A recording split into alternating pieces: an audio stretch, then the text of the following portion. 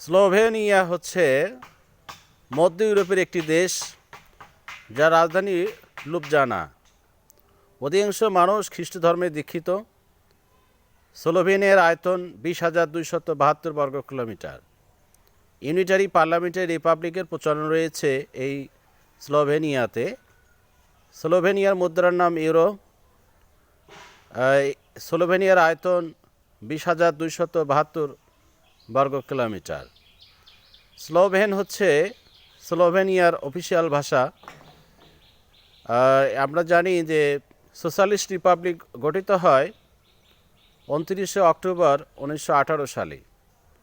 স্লোভেনিয়াতে প্রায় জনসংখ্যা 20 লাখেরও বেশি মানুষ বসবাস করে এই মধ্য ইউরোপের দেশ স্লোভেনিয়া।